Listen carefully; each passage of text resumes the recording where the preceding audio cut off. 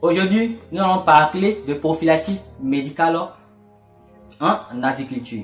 Nous allons parler de prophylaxie médicale dans le domaine avicole. C'est du même au pareil.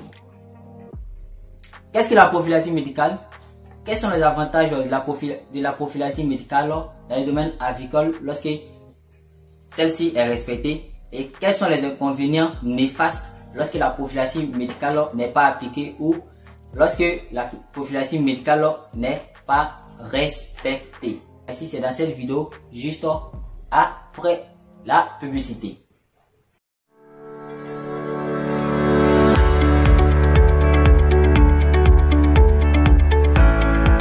Si vous vous sentez concerné par les termes agriculture, élevage,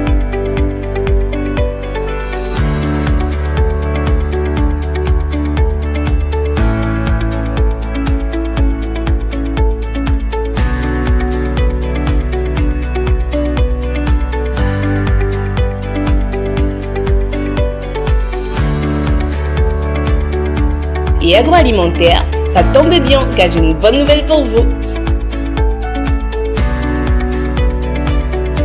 Depuis quelques années, SMVO TV a ouvert ses portes avec pour but premier d'offrir des formations de qualité, des gestions de projets et des accompagnements sur mesure dans les domaines de l'agriculture, de l'élevage, de l'agroalimentaire et même de l'entrepreneuriat.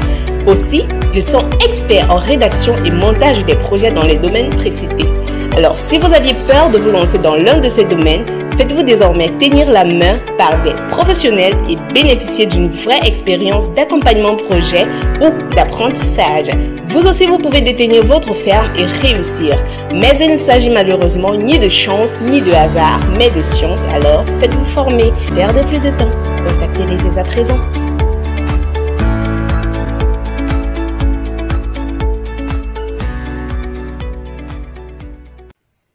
Hello, bonjour, bonsoir. Je me nomme Samassi Abdul Ramzi à l'état civil. Pour ceux qui ne me connaissent pas, je suis ingénieur technique agricole. Je suis également technicien supérieur en IACP, qui n'est rien d'autre que l'industrie agroalimentaire et chimique option production. Je fais un peu dans la microbiologie, biochimie, etc. La chimie et également la chimie. Qu'est-ce que la prophylaxie? La prophylaxie n'est rien d'autre que la prévention. Je répète, si on vous demande la définition, la prophylaxie n'est rien d'autre que la prévention.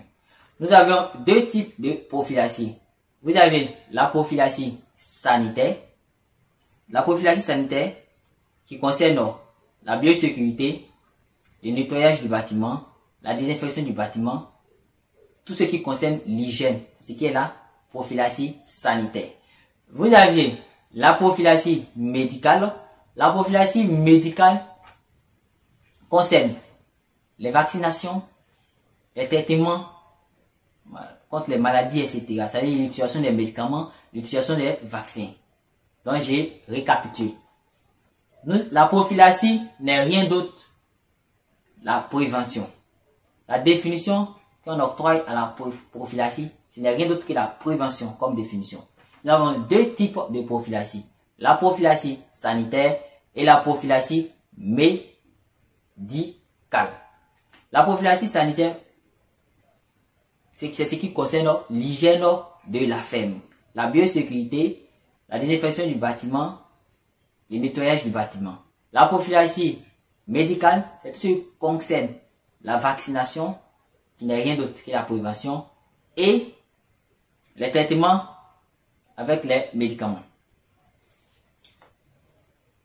Dans cette vidéo, je vais vous expliquer un peu pourquoi la prophylaxie est très primordiale et la prophylaxie est très cruciale. Aujourd'hui, nous constatons des dégâts sur les fermes, des mortalités, on ne comprend pas la cause. Cela est dû au non-respect de la prophylaxie sanitaire. Cela est dû au non-respect de la prophylaxie médicale. La prophylaxie médicale est là pour prévenir les maladies virales sur une ferme avicole. Pour ce faire, j'ai listé près de 9 vaccins ici qu'un éleveur ne doit pas ignorer. Si vous faites l'élevage des volailles, que ce soit l'élevage des poulets de chair, l'élevage des poules pondeuses, l'élevage des cailles, que vous faites l'élevage des coqueliers, etc., etc. Les poules pondeuses, il y en a plusieurs souches. Les Isa Brown, les Lohmann, les Novogène Brown, les Rhode Island, les Arco, les Success, etc. J'ai listé ici près de 9 vaccins. En premier, vous avez le vaccin de Marek.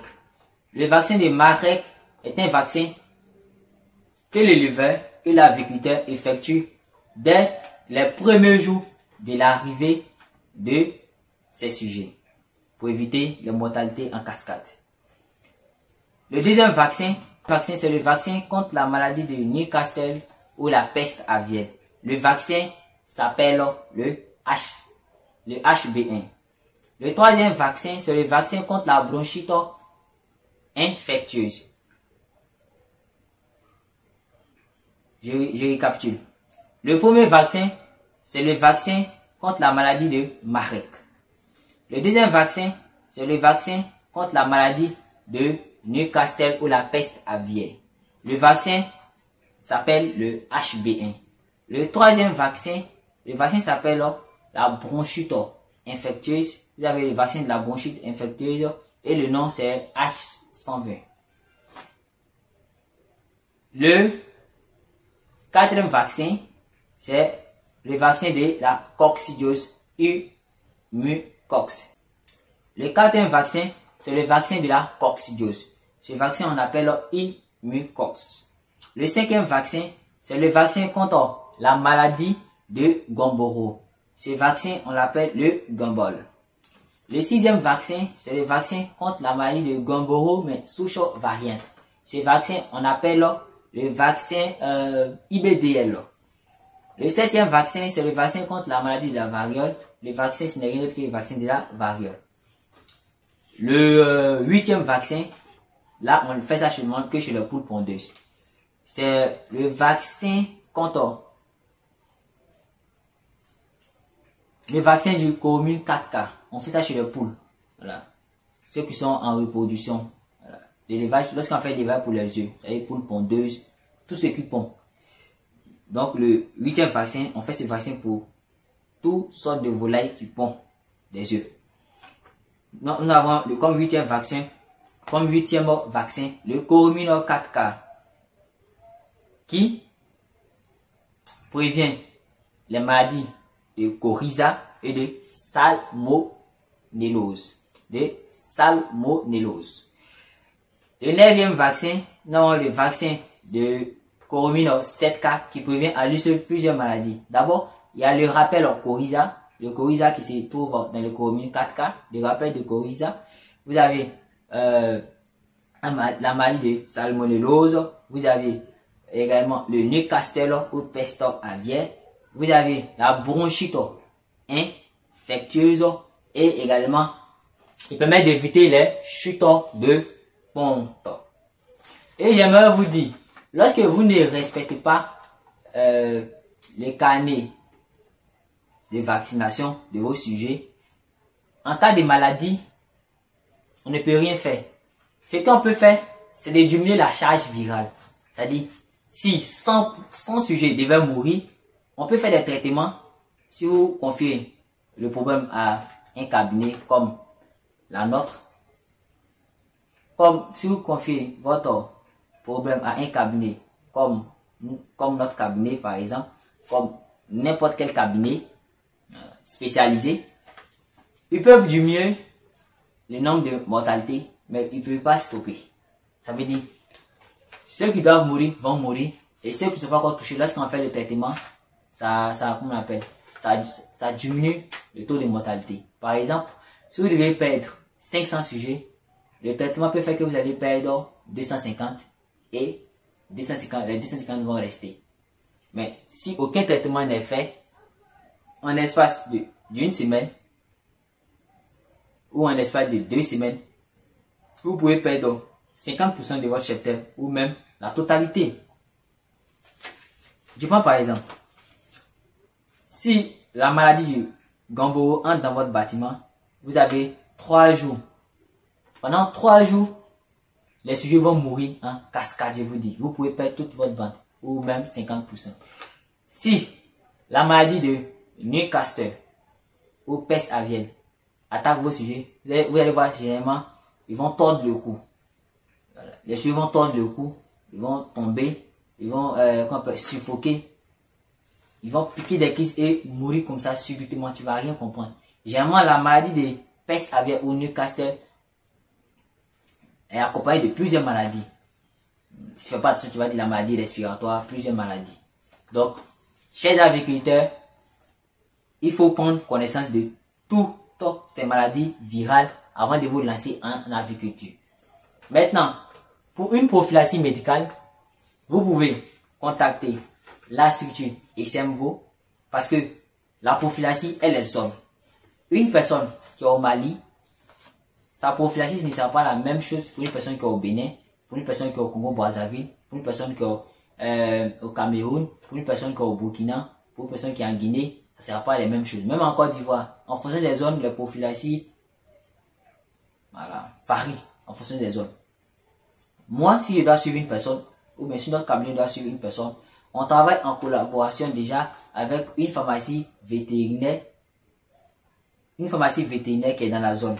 Donc, en fonction de la fiche de prophylaxie qu'ils vont, la pharmacie vétérinaire va donner à notre client, on va maintenant adapter avec le suivi pour le suivre normalement. Parce qu'il faut une mise à jour. Car il y a des maladies qui sont dans d'autres pays, qui ne sont pas dans d'autres pays. Il y a des maladies qui peuvent exister dans d'autres villes, qui ne sont pas dans d'autres villes. Je ne sais pas si vous comprenez. Donc, la prophylaxie, elle est seule. Donc, voilà pourquoi il faut confier votre projet à un cabinet avec des spécialistes, avec des personnes qui ont des diplômes adéquats. Pour terminer la vidéo, si vous avez des questions, n'hésitez pas à poser vos questions. Voilà. N'hésitez pas à laisser vos questionnaires en commentaire. N'hésitez pas également à poser des questions en commentaire. Pour terminer cette vidéo, j'ai une question pour vous les abonnés. En Côte d'Ivoire, il y a une maladie qui a fait ravage ces derniers temps, qui a décimé plusieurs sites avicoles. On a confondu ça à la grippe aviaire et pourtant ce n'était pas la grippe aviaire, c'était une autre maladie mais qui a à peu près les mêmes symptômes comme la grippe aviaire. Un nouveau vaccin a été trouvé, ça a été également c'est maintenant à la disposition de tous, hein. Tout le monde peut avoir accès à ce vaccin pour ceux qui sont en Côte d'Ivoire. Quel est ce vaccin? Quelle est cette nouvelle maladie? J'attends ça en commentaire. Et j'attends les questions en commentaire pour pouvoir vous répondre. C'était Abdul Hamdi Samassi, votre ingénieur technique d'élevage, également qualifié en IACP, Industrie Agroalimentaire et Chimique Option Production. Je suis technicien supérieur en IACP, Industrie Agroalimentaire et Chimique Option Production, et également technicien supérieur en ATP Agriculture Tropicale Option Production Animale. Abonnez-vous à cette page YouTube. Activez la cloche de notification si vous avez aimé la vidéo. Partagez la vidéo au maximum avec vos amis. À la prochaine pour de nouvelles vidéos.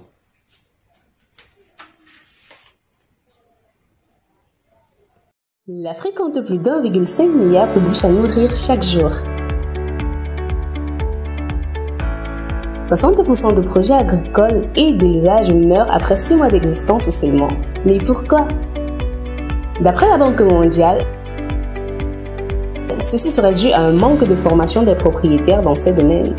Alors, si tu souhaites investir dans l'un de ces secteurs et surtout gagner beaucoup, mais vraiment beaucoup d'argent grâce à ton projet agropastoral, ceci te concerne. Nous mettons à ta disposition des formations de qualité et sur mesure dans les domaines de l'agriculture, de l'élevage, de l'agroalimentaire et de la provenderie. Attention!